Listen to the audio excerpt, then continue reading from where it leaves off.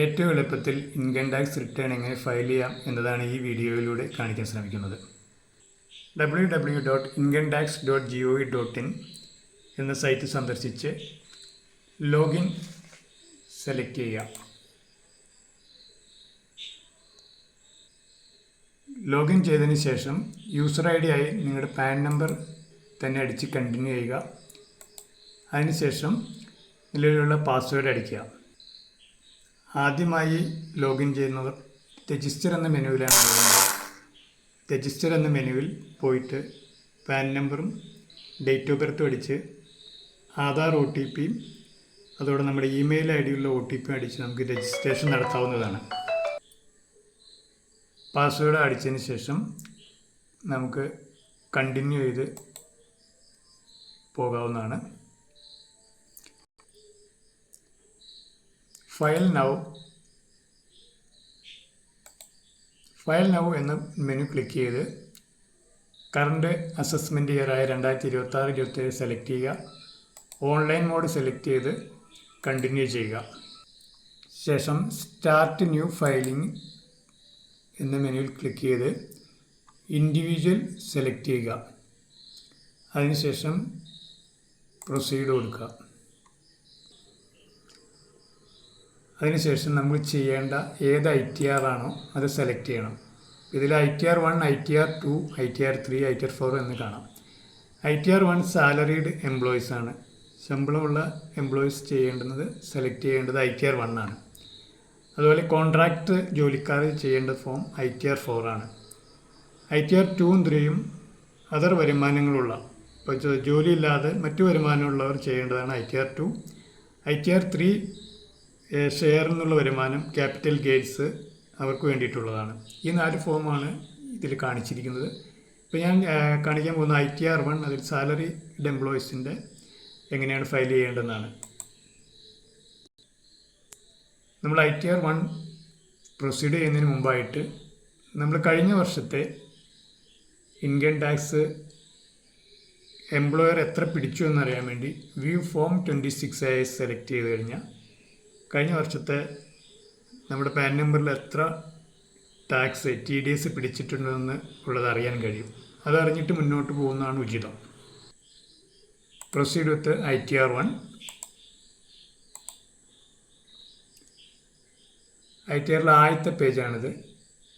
Taxable income is more than basic exemption limit select ചെയ്യുക, continue ചെയ്യുക.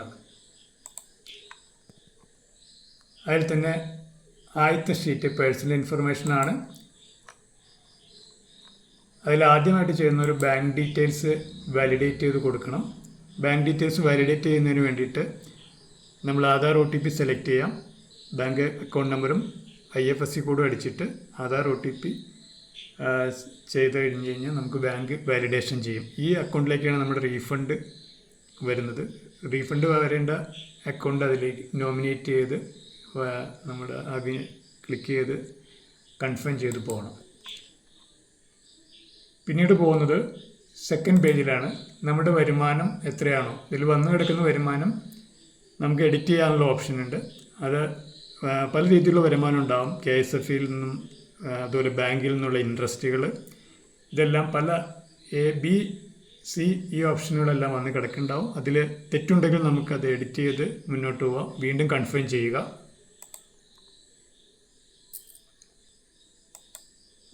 മൂന്നാമത്തെ sheet total deductions ആണ്. ഇപ്പോൾ പുതിയ സ്കീമിൽ നമുക്ക് 12 ലക്ഷം വരെയുള്ളവർക്ക് യാതൊരുവിധ ഡിഡക്ഷൻസും ആവശ്യമില്ല. ന്യൂ സ്കീമിൽ, പഴയ സ്കീമിലുള്ളവർക്കാണ് ഡിഡക്ഷൻസ് അടിക്കേണ്ടതുള്ളൂ. അല്ലാത്തവർക്ക് നമുക്ക് 0 കൊടുത്ത് കൺഫേം ചെയ്ത് മുന്നോട്ട് പോകാം.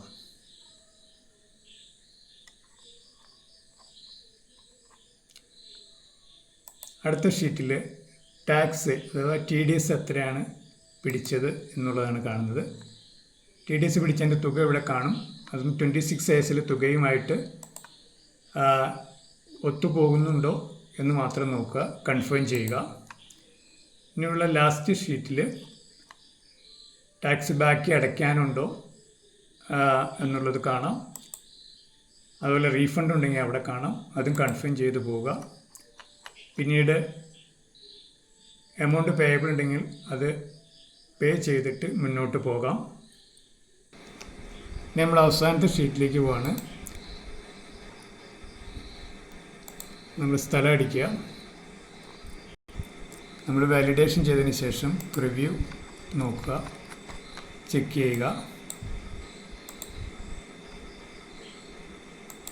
പ്രൊസീഡ് ടു വെരിഫിക്കേഷൻ നൽകുക, വെരിഫൈ ചെയ്യുക. അതിൽ ആധാർ OTP സെലക്ട് ചെയ്യുക.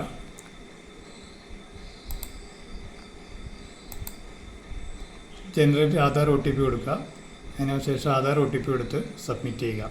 സബ്മിറ്റ് ചെയ്യുമ്പോൾ നമുക്ക് ITR 1 ഫോം ലഭിക്കും. അത് പ്രിൻ്റ് ചെയ്ത് കയ്യിൽ സൂക്ഷിക്കുക. അയക്കേണ്ടതില്ല. നേരത്തെ ഇത് ബാംഗ്ലൂർക്ക് അയക്കണമായിരുന്നു, ഇപ്പോൾ ബാംഗ്ലൂർക്ക് ഒരു സ്ഥലത്തേക്ക് അയക്കേണ്ടതില്ല. കയ്യിൽ സൂക്ഷിക്കുക. റീഫണ്ട് നമുക്ക് 1 ദിവസത്തിനുള്ളിൽ കിട്ടുന്നുണ്ട്. ഈ വർഷം മുതൽ പെട്ടെന്ന് തന്നെ റീഫണ്ട് ലഭിക്കുന്നുണ്ട്. എന്തെങ്കിലും സംശയം ഉണ്ടെങ്കിൽ കമൻറ്റ് ബോക്സിൽ നൽകിയ സംശയത്തിന് മറുപടി നൽകുന്നതായിരിക്കും.